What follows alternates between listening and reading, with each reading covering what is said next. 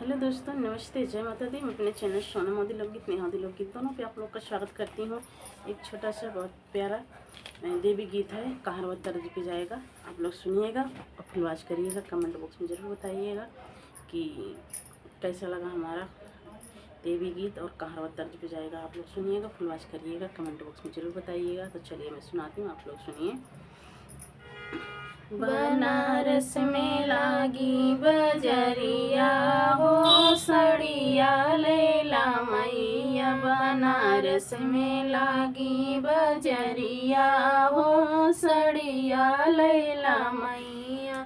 सड़िया पहिर मैया बागो गई थी। सड़िया पहिर मैया बागो गई थी। मलिया की लग गई नजरिया हो सड़िया लैला मैया। मलिया की लग गई नजरिया हो सड़िया लैला मैया। बनारस में लागी बजरिया हो सड़िया लैला मैया। बनारस में लागी बजरिया हो सड़िया लैला मैया। साड़िया पहिरे मैया कुआना गई थी। साड़िया पहिरे मैया कुआना गई थी। कहारिन की लग गई नजरिया हो सड़िया लैला मैया।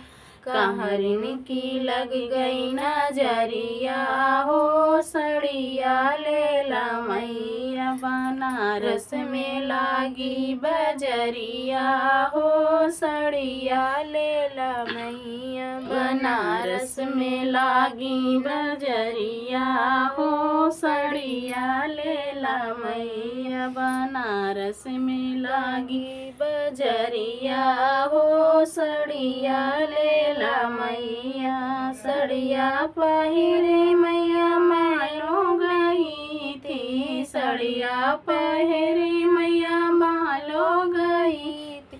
रनिया की लग गई नजरिया हो सड़िया लैला मैया।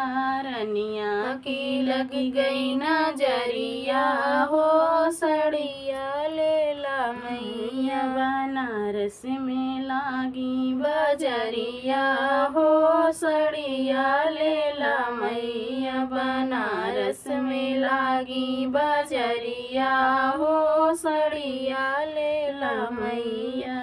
सड़िया पहिरी मैया मंदिर में बैठी। सड़िया पहिरी मैया मंदिर में बैठी। भक्तों की लग गई नजरिया हो सड़िया लैला मैया। भक्तों की लग गई नजरिया हो सड़िया लैला मैया।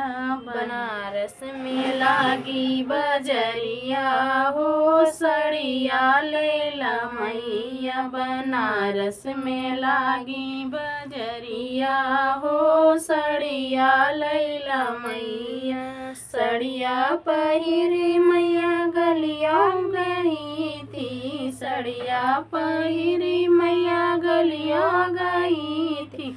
सखियाँ की लड़ गई नजरिया हो सड़िया लैला मैया। सखिया की लग गई नजरिया हो सड़िया लैला मैया। बनारस में लागी बजरिया हो सड़िया लैला मैया। बनारस में लागी बजरिया हो सड़िया लैला मैया।